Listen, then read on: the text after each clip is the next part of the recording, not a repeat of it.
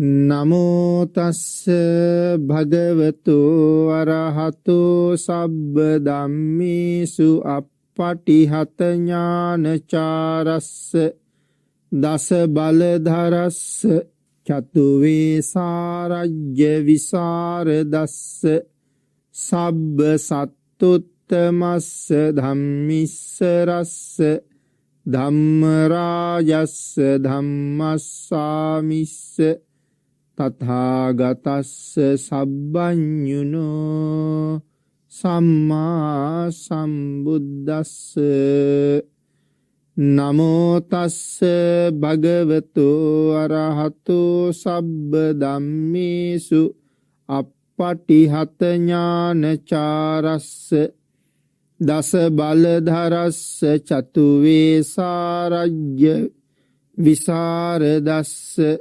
සබ්බ සත්තුත්තමස්ස ධම්මිස්සරස්ස ධම්ම රාජස්ස ධම්මස්සාමිස්ස තථාගතස්ස සබ්බඤුනෝ සම්මා සම්බුද්දස්ස නමෝ තස්ස භගවතු අරහතු සබ්බ ධම්මේසු අප්පටිහත ඥානචාරස්ස දස බලධරස්ස චතු වේසාරජ්‍ය විසරදස්ස සබ්බ සත්තුත්තමස්ස ධම්මිස්සරස්ස ධම්ම රාජස්ස ධම්මස්සාමිස්ස තථාගතස්ස සබ්බඤුනෝ සම්මා සම්බුද්දස්ස.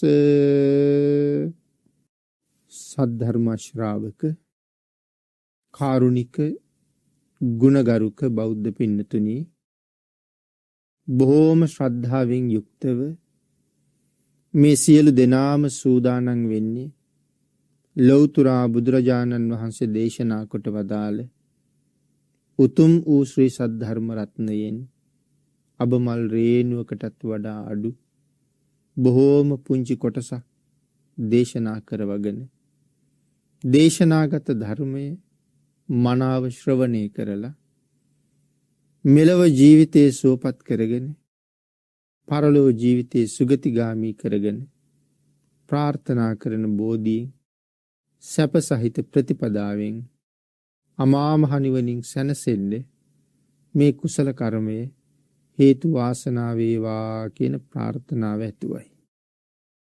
ධර්ම ශ්‍රවණය කරන හැම කෙනෙක්ම එවන් උතුම් මහත් බලාපොරොත්තුවක් පෙරදරි කරගෙන බණ අහන එක වටින බව අනීවරණ සූත්‍රෙත් දේශනා කොට වදාළා. අනීවරණ සූත්‍රයට අනුව භාග්‍යතුන් වහන්සේ දේශනා කළේ මේ ධර්ම දේශනාව ශ්‍රවණය කරන අතරතුරදීම මාගේ පංච නීවරණ ධර්මයන් යටපත් වේවා. සප්ත බෝධ්‍යාංග ආදී ධර්මයන් වැඩි දියුණු වේවා. මේ දේශනාව අතරතුරදීම මට උතුම් මාර්ගයක් ඵලයක් අවබෝධ වේවා කියන සිතින් යුක්තවම ධර්ම ශ්‍රවණය කරන්න කියලා. පින්තුනි, ඒ බලාපොරොත්තුව ප්‍රාර්ථනාව මුදුන්පත් කර ගැනීම උදෙසාම මනාව සද්ධර්ම ශ්‍රවණය කරමු. පින්තුනි, මේ දිනවල අපි සාකච්ඡා කරනු ලැබුවේ මෙම ධර්ම දේශනා මාලාව තුළ මජ්ක්‍ධිම නිකායේ සඳහන් වන විතක්ක සන්ඨාන කියන සූත්‍ර දේශනාව. මේ දේශනාව සූත්‍රයේ පාදක කරගෙන ධර්ම දේශනා 4ක් මේ වෙනකොට සිද්ධ කළා. විතක්ක සන්ඨාන සූත්‍රයේ ඇසුරු කරගෙන සිදු කෙරෙන අවසාන ධර්ම දේශනාවයි මේ සිදු කරන්න බලාපොරොත්තු වෙන්නේ. අකුසලයෙන් ඈත් වෙන්න, අකුසලයේ දුරු කරගන්න බලාපොරොත්තු වෙන අය ඒ අකුසලයේ මැඩගන්න කොහොමද කටයුතු කළ යුත්තේ? විශේෂයෙන් භාවනා වඩන භික්ෂුව තමන්ගේ මූල කර්මස්ථානයේ මෙනෙහි කරමින් ඉන්න අතරතුර උපදින අකුසල් සිත මැඩගන්නේ කොහොමද කියන කාරණාව තමයි මේ සූත්‍රයෙන් දේශනා කොට වදාළේ. කාරණා 5ක් භාග්‍යතුන් වහන්සේ දේශනා කළා. කාරණා 2ක් සම්පූර්ණයෙන් සාකච්ඡා කරලා ඉවර කළා. තුන්වෙනි කාරණාව 4 වෙනි ධර්ම දේශනාවේ ටිකක් සාකච්ඡා කළා. අපි ඒ කාරණාව මෙනෙහි කරලා එතනින් ඉදිරියට ධර්ම දේශනාව සිදු කරමු. හිතේ උපදින අකුසල විතර්කයන් මැඩපවත්වන 4 වෙනි කාරණාව හැටියට භාග්‍යතුන් වහන්සේ දේශනා කොට වදාළේ යම් කිසි කාරණාවක් දැකලා ඒ කාරණාව පදනම් කරගෙන රාගය, ද්වේෂය, මෝහය ආදී අකුසල කර්මයක් හට ගන්නවා නම් ඒ අකුසල කර්මය හටගන්න එක නැති කරන්න ඒ කාරණාව දිහා බලන්න එපා කියලා දේශනා කළා. පැහැදිලි කළා යම් ඇස් තියෙන පුද්ගලයෙක් තමන්ගේ ඇස් දෙක ඉස්සරහට තමන් අකමැති දෙයක් මුණ ගැහුනොත් අකමැති දෙයක් මුණ ගැහිච්ච ගමම්ම කරන්නේ ඒ අකමැති දේ දිහා බලන එක නතර කරනවා. එක්කෝ අහක බලා ගන්නවා, එහෙම නැත්නම් ඇස් පියා ගන්නවා. අන්න ඒ වගේ මේ අකුසල චෛතසිකයේ සිතට ඇතුල් වෙනවත් එක්කම ඒ අකුසලයේ උපන්නේ මොන හේතුව නිසාද? උපදින්නේ මොන කාරණාව නිසාද? ආන් ඒ කාරණාව මෙනෙහි නොකර ඉන්න කියලයි දේශනා කරලා තියෙන්නේ. පින්නතනේ පැහැදිලි කළා මූල කර්මස්ථානයේ අරගෙන ඉන්න වෙලාවට අකුසල විතර්කයක් ඉපදුනහම ඒ අකුසල විතර්කයේ මෙනෙහි නොකරම ඉඳලා නැති කරගන්න උත්සාහ කරන්න කියලා. නැවත කර්මස්ථානයේට එන්න කියලා සඳහන් කරන්නේ අකුසලයේ මගහැරලමයි. එහෙමනම් මෙනෙහි නොකර ඉඳලත් ඒ අකුසල විතර්කයේ මැඩගන්න බැරි වුණොත් නැවත මොකද්ද යොදා ගන්න උපක්‍රමය? අපි එතෙන්ට එනකන් 4 වෙනි ධර්ම දේශනාවේ සාකච්ඡා කළා. නැවත යොදා ගන්න උපක්‍රමය තමයි තමන්ට පාඩම් තියෙන සූත්‍ර දේශනාව. පිරිත් සූත්‍රයක් වේවා, ත්‍රිපිටකයේ තියෙන සූත්‍රයක් වේවා, මේ වාගේ දේශනාවක් අරගෙන හයියෙන් හඬ නගලා කියවන්න කිව්වා. මේ අකුසල විතර්කයෙන් බැහැර වෙන්න. එතකොට තමන්ගේ හිත ඒ කාරණාවට යොමු වෙච්ච නිසා මතක් වෙන අකුසල නිමිත්ත අමතක කරන්න පහසුයි. එහෙම නැත්තම් දේශනා කළා තමන් ළඟ තියෙනවනම් බුදු ගුණ, දහම් ගුණ, සංඝ ගුණ අන්තර්ගත වෙච්ච කිසියම් පොතක්. ආන් ඒ පොත අරගෙන තුනුරුවන් ගුණ සජ්ජායනා කරන්න කියලා දේශනා කළා. එතකොට අර අකුසල විතර්කය අමතක වෙලා යනවා.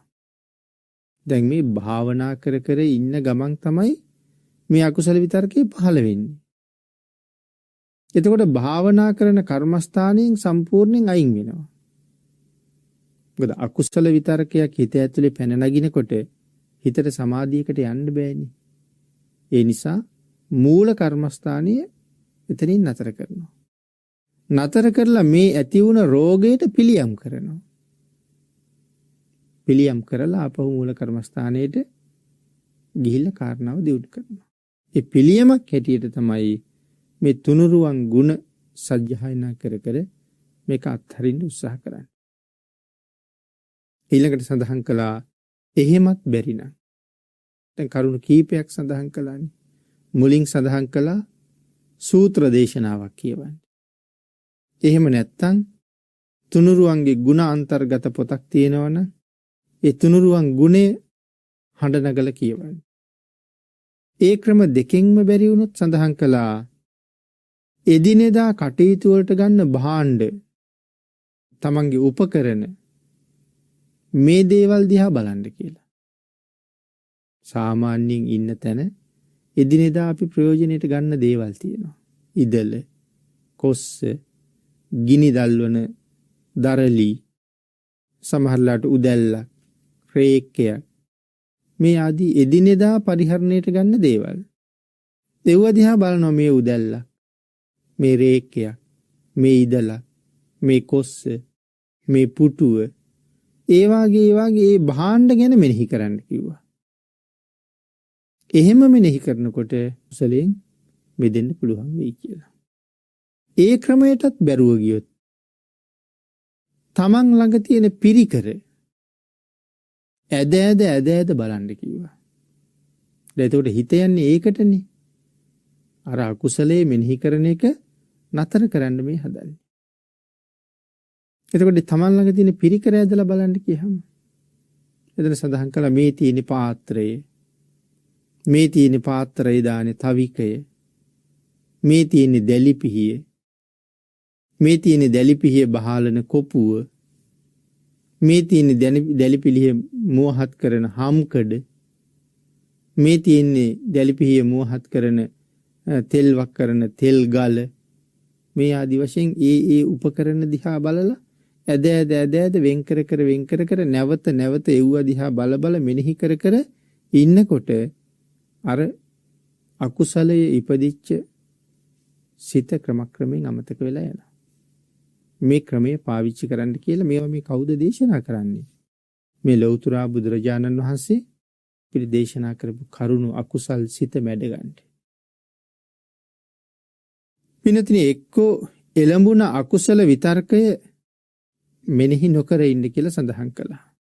එහෙම බැරි නම් ඉගෙනගත්ත ධර්ම කරුණක්, එහෙම නැත්නම් සූත්‍රයක්, මොනම හෝ ධම්මපදයක් මෙනෙහි කරන්න කියලා සඳහන් කළා.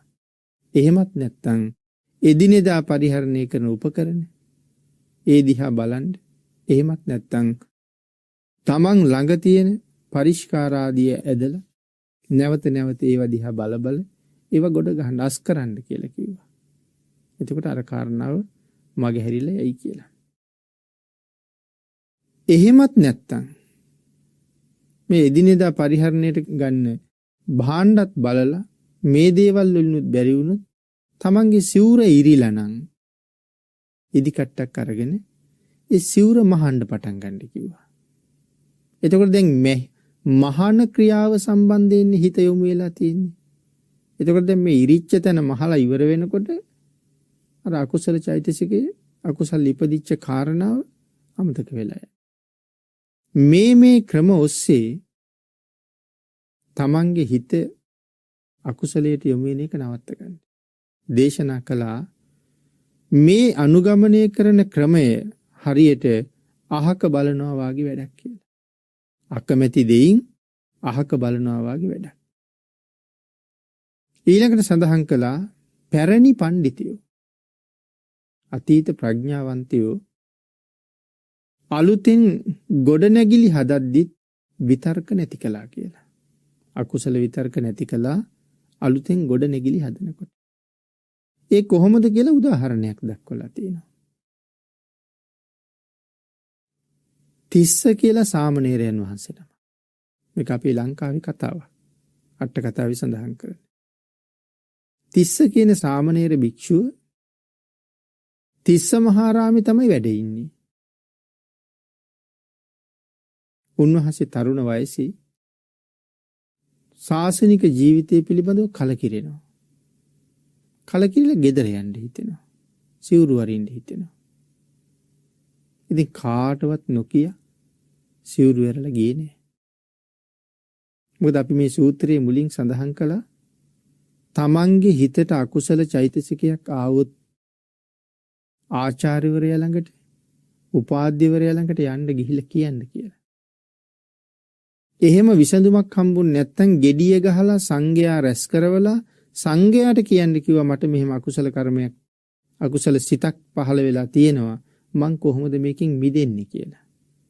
එහෙම අහලා අකුසලයෙන් මිදෙන්න කියලා මුල් දේශනාවක අපි ඒ කාරණාව පැහැදිලි කළා. එහෙනම් මෙතන සඳහන් කරනවා දැන් තිස්ස හාමුදුරුවන්ට සිවුරු අරින්න හිතිලානේ. එහෙනම් මේක ලොකු හාමුදුරුවන්ට කියලා බෑ, කිව්වොත් මට යන්න දෙන එකක් නෑ. එහෙම හිතලා හාමුදුරු තනියමම සිවුරු අරලා ගියේ නෑ. ලොකු හාමුදුරු ගාවට ගියා. ගිහලා කිව්වා ස්වාමීනි මට මෙහෙම කලකිරීමක් තියෙනවා. මට සිවුරු ඇරලා යන්න ඕනේ.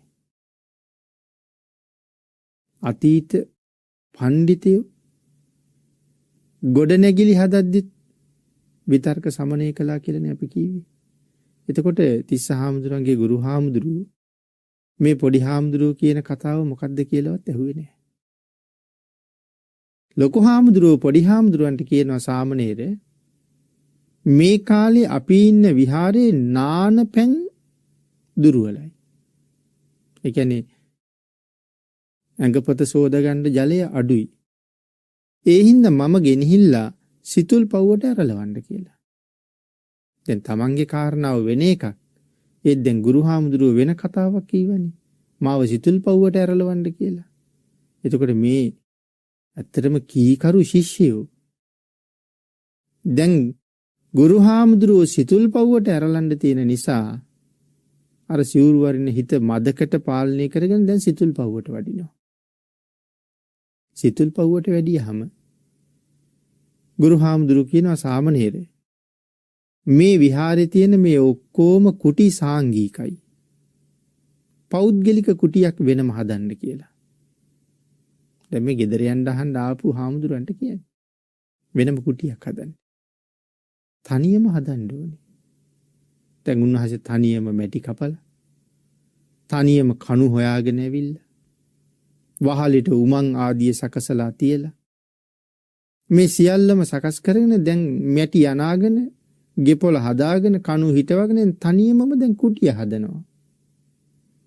කුටිය හදන වෙලාවේ ලොකු හාමුදුරුවෝ මතක් කරනවා සාමණේර දැන් මේ වෙලාවේ යම් කාරණා ධර්ම කාරණා කටපාඩම් කරන එක වටිනවා. ඒක බොහොම හොඳයි. වචනයෙන් වෙන අකුසලයන් වළක්ව ගන්නයි මේ කියන්නේ.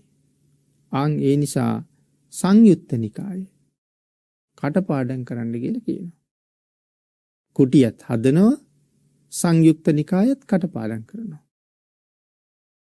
දැන් කුටිය හැදීමේ කටයුත්තට හිත යොමු කරපු නිසා කයෙන් වෙන්න තිබුණා නම් අකුසල කර්මයක් දැන් ඒවගෙන් ඈත් වෙලා ඉන්නේ. සංයුක්ත නිකාය කටපාඩම් කරන නිසා වචනයෙන් වෙන්න තිබුණා නම් අකුසල කර්මයක් දැන් ඒවගෙන් ඈත් වෙලා තියෙන්නේ. ඒ ධර්මයෙන් කටපාඩම් කරන්නේ. දැන් මේ මහා ප්‍රඥාව කටයුතු කරලා තියෙන හැටි. ඒ කාරණාව එහෙම දක්වලා උන්වහන්සේට සඳහන් කළා තේජෝ කසිනියත් වඩන්න කියලා. දැන් සංයුක්ත නිකායත් කටපාඩම් කරනවා තේජෝ කසිනියත් වඩනවා කුටියත් හදනවා. දැන් මෙහෙම යනකොට කුටියේ වැඩ ඉවර වෙනවා. කුටියේ වැඩ ඉවර වෙනකොට සංයුක්ත නිකායත් කටපාඩම් වෙලා ඉවරයි.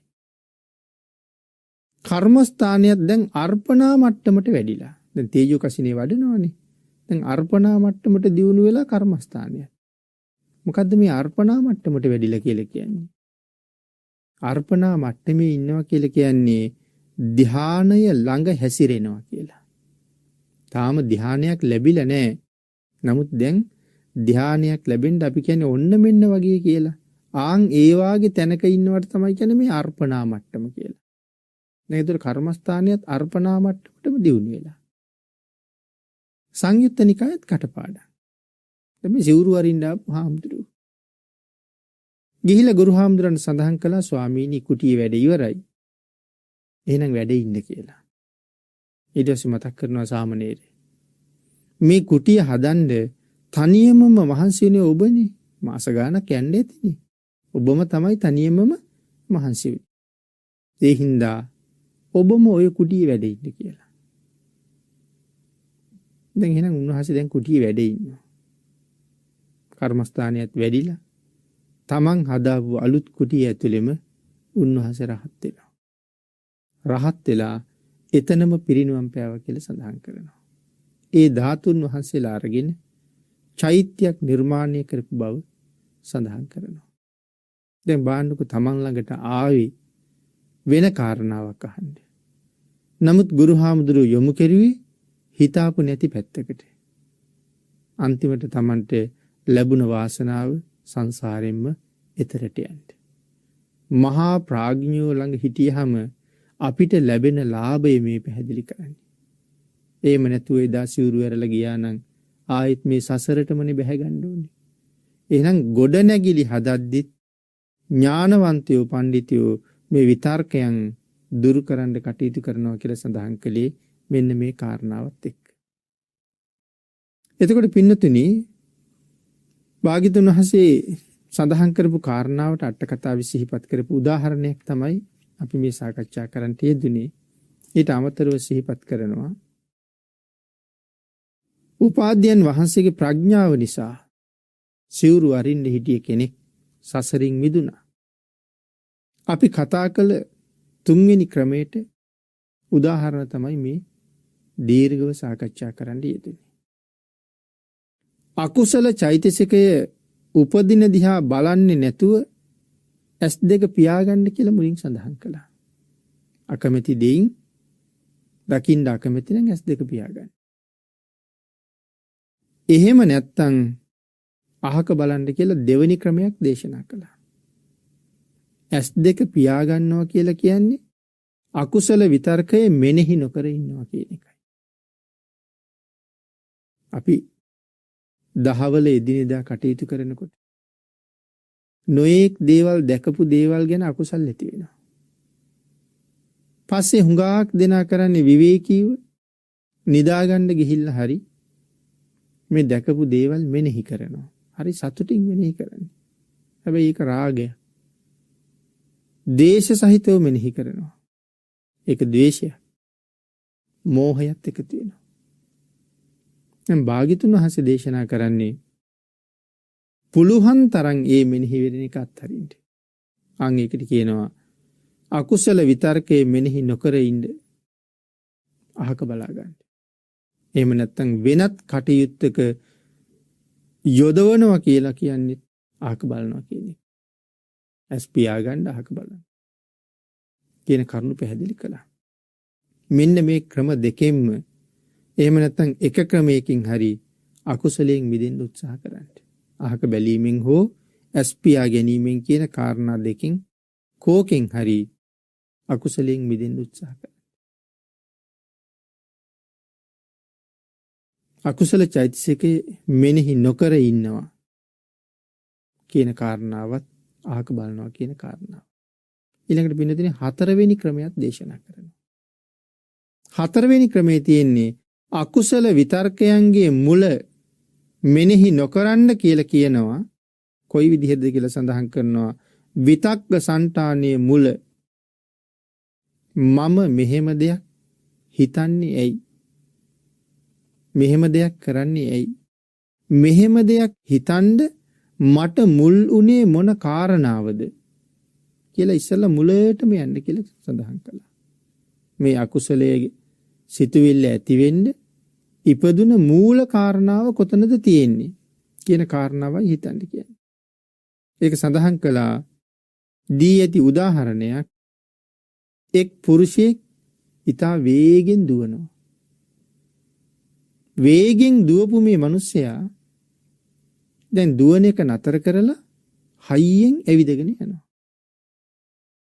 දුවන මිනිසයා හිතන මම මොකටද දුවන්නේ? දැන් දුවන එක නවත්තලා හයියෙන් ඇවිදිනවා. හයියෙන් ඇවිදගෙන යන පුද්ගලයා කල්පනා කරනවා මම මොකටද හයියෙන් යන්නේ? මට හිමින් යන්න පුළුවන්. දැන් එහෙම කල්පනා කරලා එයා දැන් හිමින් යනවා. ඊළඟට කල්පනා කරනවා මම මොකටද හිමින් යන්නේ? මට පුළුවන් හිටගෙන ඉන්න.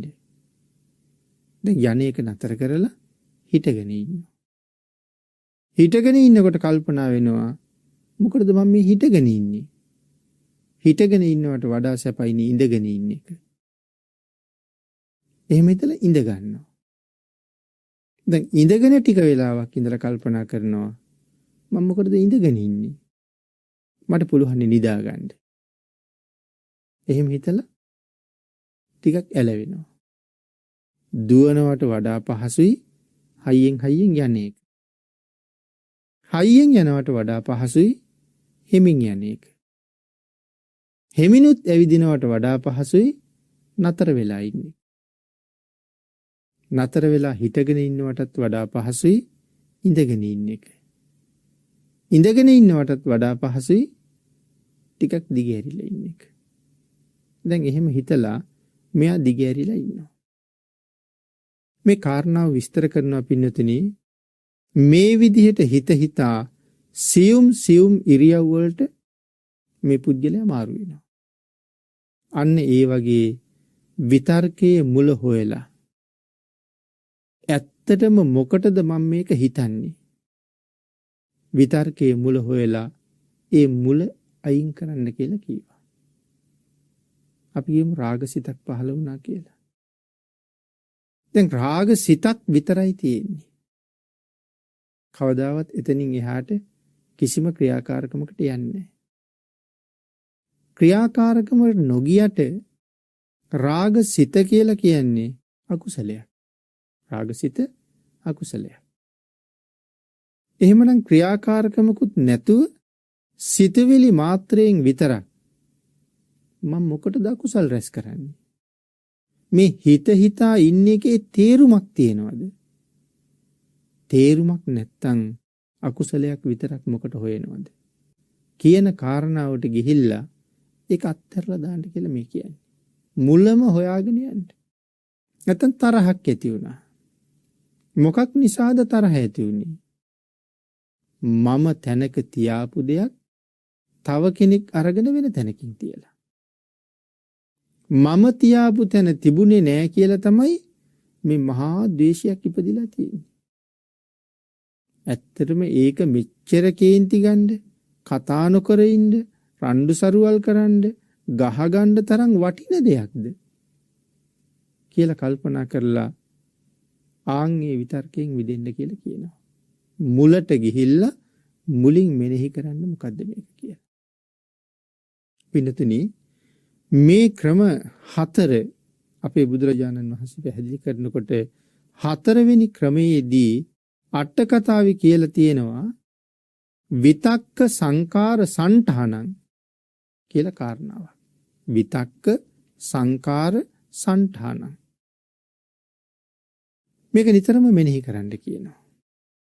මොකක්ද එතකොට මේ විතක්ක සංකාර සණ්ඨානං කියලා කියන්නේ? මෙතන සංකාර කියලා කියන්නේ ප්‍රත්‍ය. එහෙම නැත්නම් අකුසල චෛතසිකයට හේතු වන මූල කාරණාව. ඒකට තමයි සංකාර කියලා තියෙන්නේ. මේ විතර්කයට මොකද්ද මූල කාරණේ? රාගය. එහෙනම් මේ රාගය කොහොමද ඇති වෙන්නේ? මොන හේතුව නිසාද ඇති වෙන්නේ? කුමන කරුණක් නිසාද? මුලින් මතක් කළා එහෙම වුණොත් අසුබයට යන්න. රාගයේ හිතට දැඩිසේ වද දෙනවා නම් අසුබයට යන්න. අසුබ භාවනාව තමයි රාගය ප්‍රහීණය කරන්න තියෙන හොඳම ක්‍රමය. එන්න මේ රාගයේ, ද්වේෂයේ, මෝහය නැතිකරන්න භාග්‍යතුන් වහන්සේ සඳහන් කරපු මුල් කරුණු ටික අපි මුලින් සාකච්ඡා කළා. රාගය නැතිකරන්න නැත්නම් ගින්නක් තමයි උදාහරණෙට පෙන්නන්නේ. ගින්නක් නිමන්න ක්‍රම කීපයක් යොදන්න පුළුවන්. ගිනි ගන්න තැනට තෙත අතු දාලා ගින්න නිමන්නත් පුළුවන්. ගිනි ගන්න තැනට පස් දාලා ගින්න නිමන්නත් පුළුවන්. හැබැයි ওই ක්‍රම දෙකෙන්ම තැන් වල චුට්ටයි හරි ගින්දර ඉතුරු වෙන්න පුළුවන්. එහෙම නෙවෙයි වතුර දැම්මොත් කිසි තැනක ඉතුරු වෙන්නේ සම්පූර්ණයෙන්ම ගින්න විනාශම වෙලා යනවා. ආන් ඒ වගේ තමයි රාගය ඇති වුණොත් නැති කරගන්න තව ක්‍රම පාවිච්චි කරන්න පුළුවන්. නමුත් අසුබ භාවනාව රාගය දුරු කරන්න තියෙන හොඳම ක්‍රමයයි. ගින්න නිමන්න ජලය වැක්කිරුවා හා සමානයි රාගයට අසුබ භාවනාව. එයින්ද මෙතන සඳහන් කරනවා මූල කාරණාව රාගය ඇති වෙනවා නම් මොකටද මේ රාගය ඇති වෙන්නේ? මේක මේ රාගය ඇති වෙන්න තරම් කරුණක්ද? සමහර කෙනෙකුට ඇඳුමක් දිහා බලලත් රාගය උපදිනවා. සමහර කෙනෙකුට කෙනෙක් ගෙදරට ඇවිල්ලා ගියා කියලා කිව්වත් ද්වේෂය උපදිනවා. ඉතින් මේ ඇඳුමක් දිහා බලලා මේක මේ රාගය උපදවන්න තරම් දෙයක්ද මේ ඇඳුම? අහවල් මිනිස්සයා ගෙදර ඇවිල්ලා ගියා කියලා කියන්නේ මට කේන්ති ගන්න තරම් දෙයක්ද කියලා මූල කාරණාවට ගිහිල්ලා ඒක දුරු කරගන්න කියනවා. භික්ෂූන් වහන්සේ නමක් නම් මෙන්න මෙච්චර සිල්පද ප්‍රමාණයක් ආරක්ෂා කරන්න මම පොරොන්දු වෙලා ඉන්නවා. ගිහි පාර්ශවයේ නම් නිත්‍ය සීලය පන්සිල්. සාමණේර ස්වාමින් වහන්සේ නමකගේ නිත්‍ය සීලය සාමණේර දස සීලය. එතන සිල්පද 10ක් තියෙනවා. දිවි හිමියෙන් මේ සිල්පද ආරක්ෂා කරනවා කියලා පොරොන්දුවක් දීලයි තියෙන්නේ. එහෙනම් සඳහන් කරනවා මෙච්චර සිල්පද ප්‍රමාණයක් රකින්නවා කියලා මම පොරොන්දු වෙලා ඉන්නේ. මම ආරක්ෂා කරන්න පොරොන්දු වුණ මේ සිල්පද ප්‍රමාණය මේ තරම් වටිනවා. මේ සිල්පද ආරක්ෂා කරන එක ඒ තරම්ම වටිනවා කියලා සිල් රැකීමේ ගුණය දන්න කෙනා හොඳට දන්නවා. ජීවිතේම කැප කරලා සිල් රකින්න පොරොන්දු වෙච්ච මම ඒ රකින්න සීලේ කඩන්න තරම් වටිනවද කියලා හිතන්න ඕනේ. රාගසිතක් අරගෙන මේ රකින්න සසර පුරා මට සුවයක් උදා කරලා දෙන මතු සංසාර ජීවිතේ නිවන් දකින්න තුරු සැපවත් කරන මේ මහා උතුම් සීලය කඩන්න වටිනවද? පින්නතුනි මේක ඕන කෙනෙකුට එකතු කරගන්න පුළුවන්.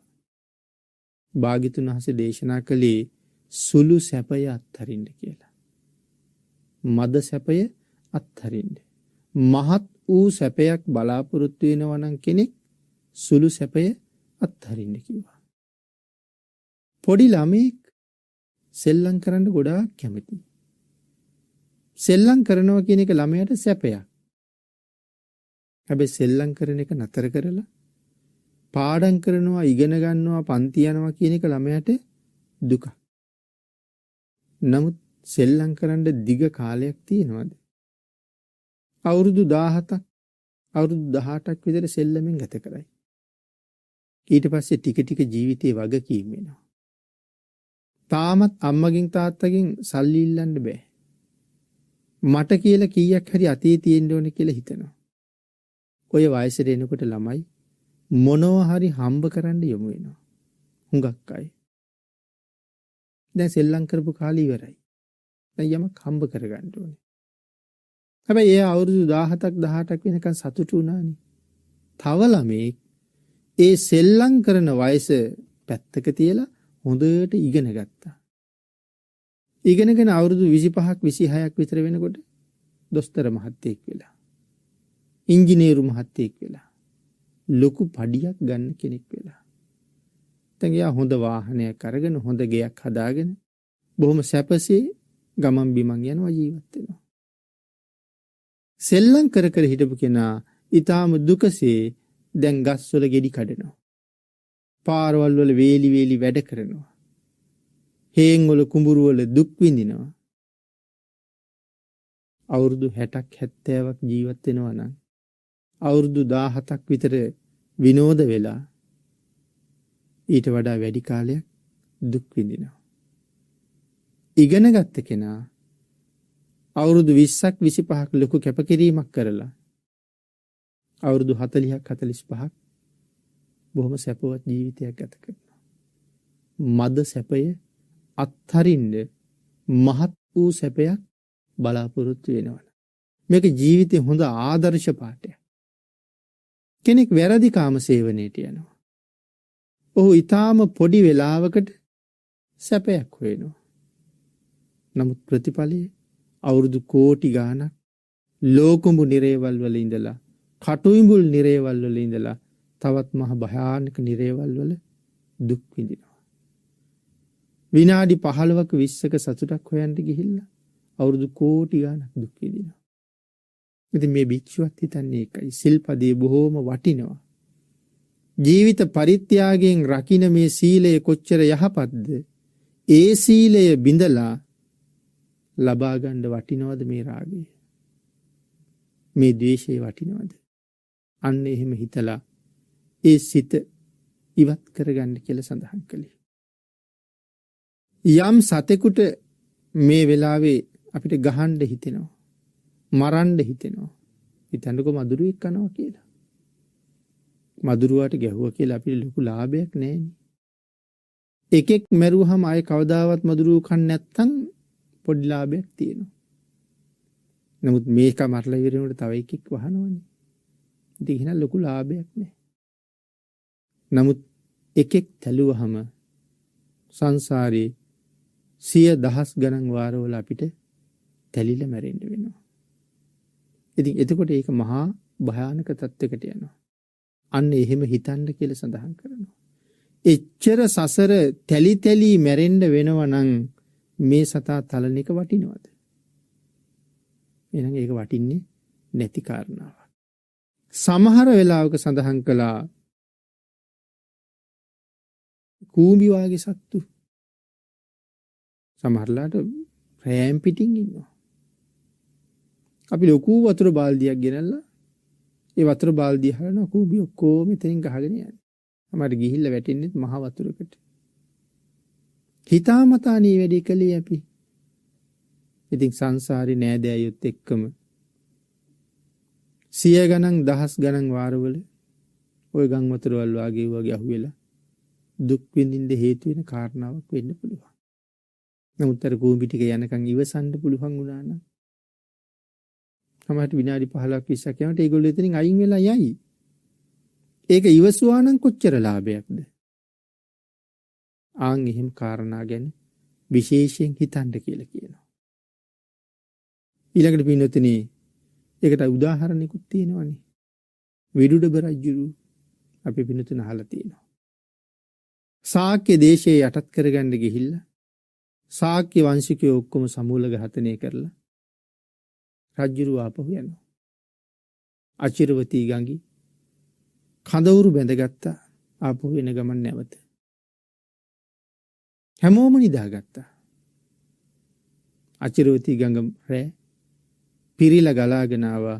රජුරුයි ඇමතිවරුයි සේනාධිපතිවරුයි ඔක්කොම ටික මහ මුහුදට යනකම් අරන් ගියා. ඉතින් එහෙම අකුසල කර්ම මේ සුළු කාරණාවක් නිසා අපිට ඒ වාගේ තැනකටපත් වෙන්න පුළුවන්. රජ වෙලා ඉපදුනත්, සිටු වෙලා ඉපදුනත්, මැති ඇමතිවරු වෙලා ඉපදුනත් අර අකුසල කර්මයේ විපාක දෙනවමයි. එඳ ඉවසන්න කියලා සඳහන් කරනවා. පින්තුනි මූල කාරණාව හොයලා බැලුවහම මේ කරන්න හදන වැඩේ මේ තරම් දුක් විඳින්න තරම් වටිනවද? සමහරලාට මේ අතු ගාන ගමන් ඒ කූඹිරාන දැක්කේ. ඉතින් ඒ අයට වතුර දාලා අහකට දාලා මට තියෙන්නේ ඒ ටික අතු ගාලා නිකන් ඉන්න. ඉතින් මට නිකන් ඉන්න නම් තියෙන්නේ විනාඩි 10ක් 12ක් හිටියනම් කූඹි ටික යනවා. ඒක ඉවසන්න බැරුව කරගෙන තියෙන්නේ මහ ලොකු කර්මයක්. ඒකයි මේ සඳහන් කරන්නේ. මූල කාරණාවට ගිහිල්ලා බලන්න. මේක කරන්න වටිනවා. ඊළඟට සඳහන් කළා අර පුද්ගලයා වේගෙන් ගමන් කළානේ. අපි උදාහරණයක් සාකච්ඡා කළා.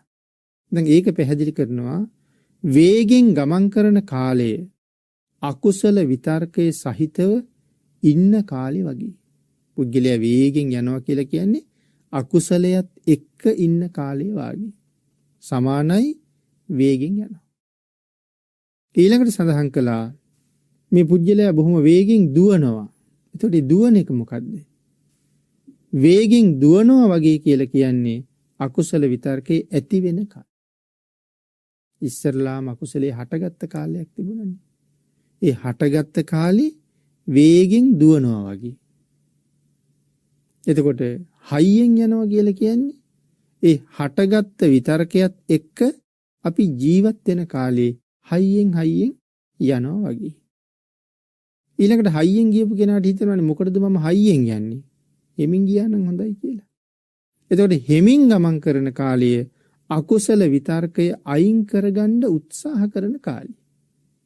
අකුසලයේ ඇවිල්ලායි තියෙන්නේ අකුසලයෙන් මිදෙන්න ඕනේ. ඒකට උපායවල් හදනවා දැන් අකුසලයෙන් මිදෙන්න. ඒකට කියනවා හෙමින් ගමන් කරන කාලය කියලා. එතකොට හෙමින් ගමන් කරපු කෙනාට හිතුණා මොකටද මං හෙමින් යන්නේ? නතර වෙලා ඉන්නවනේ.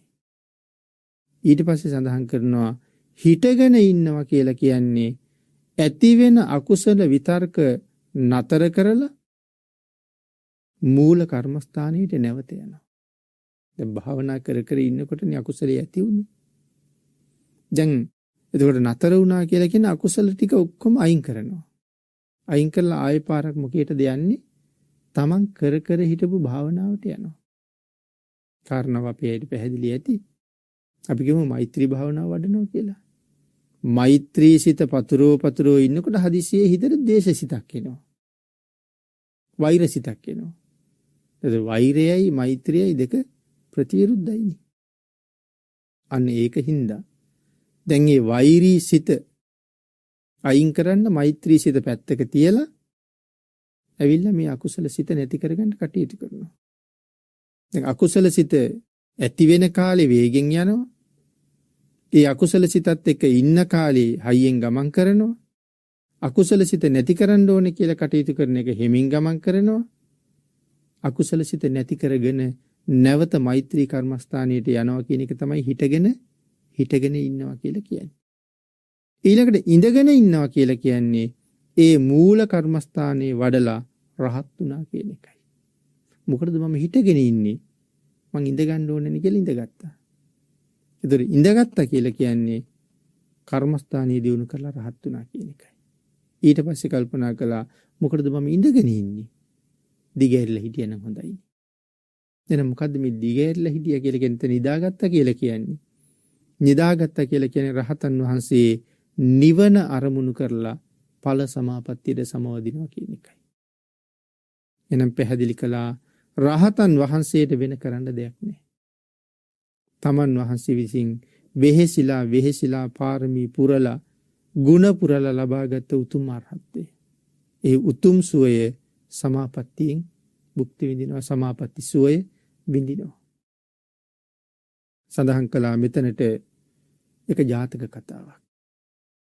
අපි කී මූල අකුසලයේ මුල හොයන්න කියලා ඉස්සෙල්ලා.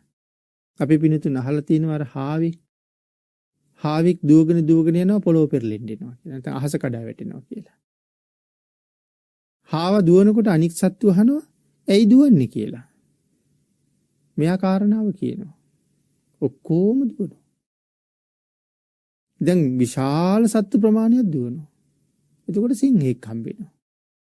සිංහයා අහනවා කොහෙද ඔක්කොම දුවන්නේ? එතකොට මේ සත්තු ඔක්කොම සිංහයාට කියනවා කාරණාව. කවුද කීවේ? අර හාව තමයි කීවේ. හාව ගාවට යනවා. හාවගෙන් අහුවහම කියනවා මං තැනක නිදාගෙන හිටියා. ඒතර මහා සද්දයක් ඇහුණා. මං හිතුවේ අහස කඩා වැටෙනවා කියලා. දැන් මේ දුවනවා. සිංහයා කල්පනා කළා එහෙම වෙන්න බෑනේ. බලන්න යන්. දැන් සත්තු ටිකත් අඬ ගහගෙන, හාවත් අඬ ගහගෙන, හාවන් නිදාගෙන හිටපු තැනට යනවා. මුලට ගිහිල්ලා හොයන්න යන්නේ. ගිහින් විමසිලිමත් වුණා. මූල කාරණාව හම්බුණා. මොකද? තල්ලත්තක් උඩට බෙලි ගෙඩියක් වැටිලා.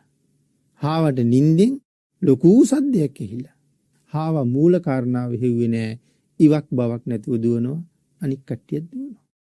එහෙනම් මුලට ගිහිල්ලා හොයහම එහෙම දුවන්න තරම් දෙයක් තිබුණේ නෑ.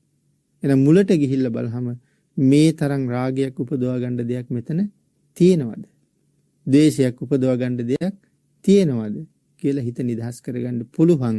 එහෙම කටයුතු කරපු උතුමෝ තමයි දීව හයියෙන් ඇවිද්දා, හිමින් ඇවිද්දා, හිටගෙන හිටියා, ඉඳගත්තා, ලැබුණා. කියන කාරණාව අපි සාකච්ඡා කළේ මේක තේරුම් ගන්න. ඉන් පසුව පින්නතුනි අන්තිමට සඳහන් කරනවා විතක්ක සන්තාන සූත්‍රයේ 5 වෙනි කාරණාව.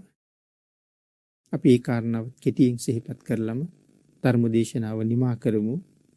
මොකද්ද මේ අකුසලයේ මඩින 5 වෙනි කාරණාව? අකුසලයක් හිතට එළඹිලා තියෙනවා. ඒක මග හරවා ගන්නම බෑ. සඳහන් කළා උඩු දත් ඇන්දයි යටි දත් ඇන්දයි එකට තියලා හයියෙන් තද කරන්න කියලා. ඒතර වේදනාවක් එනවා. හයියෙන් තද කරගත්තාම වේදනාවක් එනවා. ඒ වේදනාව දැනෙන්න එහෙම ඉන්නවා. ඒ වේදනාව නිසා අපිට හිමින් අකුසල විතර්කය හිතෙන් පහ වෙලා යනවා. ඒක අමතක වෙලා මේ වේදනාව ඉස්මතු වෙන්න පටන් ගන්නවා. මෙන්න මේ ක්‍රම පහෙන් කොයි ක්‍රමෙන් හරි හිතේ උපදින රාගය, ද්වේෂය, මෝහය නැති කරගන්න උත්සාහ කරන්න කිව්වා.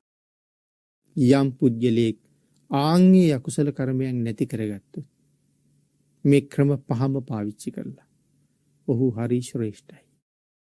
උදාහරණයක් පැහැදිලි කළා. රාජකුමාරයෙක් යනවා ගුරු ගෙදරට ශිල්ප ඉගෙන ගන්න. ගුරු ගෙදරදී රාජකුමාරයාට රජෙක් විසින් පරිහරණය කරන ආයුධ පාවිච්චි කරන හැටි මනාව උගන්වනවා. ඉගෙන ගත්තට පස්සේ ගුරුවරයා කියනවා දැන් හරි. ඔබට උගන්වලා ඉවරයි යන්න. ඔබ ගිහිල්ලා රජ වෙන්න. දැන් රජෙකුට අවශ්‍ය ඔක්කොම ඉගෙනගෙන ඉවරයි. ඔබ රාජ්‍ය කරන කාලේ හතුරු වෙන්න පුළුවන්. හතුරු ආවොත් මුලින්ම ගන්න දුන්න. දුන්නින් පහර දෙන්න උන්ට ඊතල විදින්න. ඊතල විදලත් හතුරු මෙල්ල කරන්න බැරි වුණොත් කඩුව ගන්න. කඩුව පාවිච්චි කරලත් හතුරු මෙල්ල කරන්න බැරි වුණොත් ඊළඟ ආයුධයට යන්න. ඒකෙන් බැරි වුණොත් ඊළඟ ආයුධයට යන්න. ආයුධ පහක් තියෙනවා. මේ ආයුධ පහෙන් කෝක පාවිච්චි කරලා හරි හතුරුව මැඩ පවත්තන්න. එතකොට ඔබට ආපහු ඔබේ රාජ්‍ය සුරක්ෂිතයි. භාග්‍යතුන් වහන්සේ භාවනා කරන භික්ෂුවට ශ්‍රාවකයට මේ සූත්‍රයේ කරුණු පහක් දේශනා කරලා තියෙනවා. අකුසලයේ මඩින්න. පළවෙනි එකකින් බැරි වුණොත් දෙවෙනි එකෙන්, දෙවෙනි එකෙන් බැරි වුණොත් තුන්වෙනි එකෙන්, තුන්වෙනි එකෙන් බැරි වුණොත් හතරවෙනි එකෙන්, ඒකෙන් බැරි වුණොත් පස්වෙනි එකෙන් කොහොම හරි අකුසල් ටික මැඩ පවත්තන්න. ආන් එහෙම මැඩ පවත්තන පුජ්‍යලයා හරි ශ්‍රේෂ්ඨයි. පින්නතුනි මේ උඩුදත් ඇඳයි යටිදත් ඇඳයි එකට හපාගෙන ඉන්නවා කියලා කියන්නේ චතුරංග සමන්නාගත වීරිය. මොන ක්‍රමෙන් හරි මේ අකුසලය මැඩ පවත්වනවා මයි කියන වීරිය අධිෂ්ඨාන කරන්න ඕනේ. ඒකයි මෙතන සඳහන් කරලා තියෙන්නේ. අපිට මෙහෙම සුළුවෙන් කතා කරන්න පුළුවන් වුණාට මෙතන තියෙන්නේ හරි ශ්‍රේෂ්ඨ හරි ගැඹුරු කාරණාවක්. යමෙක් මේ කාරණාවෙන් අකුසලයෙන් දිනනවා නම් ඒ පුද්ගලයා තමන්ගේ හිත තමන්ගේ වසඟයට ගත්ත කියලා කියන්නේ. හිත තමන්ගේ වසඟයට ගත්ත කියලා කියන්නේ. තමන්ට ඕන දේ විතරයි හිතන්නේ. වාහනේ යනකොට අපි වාහනේ අපේ වසඟයට අරන් තියෙන්නේ. වාහනේට ඕන දිහා යන්න දෙන්නේ නැහැනේ. වාහනේ යන්න ඕනේ අපිට ඕන දිහා. අපේ වසඟයට අරන් තියෙන්නේ. අන් ඒ වගේ අපේ හිත අපේ වසඟයට ගත්තාම හිතට ඕන දේවල් කරන්න බෑ. මට ඕන දේ කරන්න ඕනේ. එහෙම අය ලෝකේ ඉන්න පුළුවන්ද? එහෙම අය මේ සම්බුද්ධ ශාසනය විතරයි හිටියේ. ආන් ඒ පිළිබඳව කරුණු සඳහන් කරනකොට ධම්මපද පාළියේ බොහෝ කරුණු පින්නතුනි පැහැදිලි කරලා තියෙනවා. දූරංගමං ඒකචරං අසරීරං ගුහාසයන් යේ චිත්තං සංයමෙස්සන්ති යමෙක් තමන්ගේ හිත සංවර කරගත්තනම් මොක්කන්ති මාර බන්ධන. ඔහු මරණයෙන් මිදුන වෙනවා. ඒ කියන්නේ ආයි කවදාවත් මැරෙන්නේ නැහැ. හිත සංවර කරගත්ත කෙනා එක පාරයි මැරෙන්නේ. ඒ කියන්නේ රහතන් වහන්සේනේ. පිරිනිවන් පෑවට පස්සේ ආයි මැරෙන්න උපදින්නේ නැහැ. ඒක යමරණීයයි කියලා කිව්වේ. ඊළඟට සඳහන් කළා සචිත්ත පරියෝ දපන. භාග්‍යතුන් හසගේ දේශනාව මේක තමා බුද්ධ ධර්ම. සචිත්ත පරියෝ දපන. තමන්ගේ හිත දමනය කරගත්. ඒතං බුද්ධාන ශාසනං. ඒකයි බුද්ධ ධර්ම. එහෙනම් බුද්ධ ධර්ම කියලා කියන්නේ ඒකාන්තයෙන් හිත හදන වැඩපිළිවෙල. මේ හිත හදාගත්ත කියලා කියන්නේ සංසාරයෙන් මිදුන කියන එක. ඒකයි බුද්ධ ධර්ම. එහෙනම් පින්නතුනි විතක්ක සන්තාන සූත්‍රයේ මෙතනින්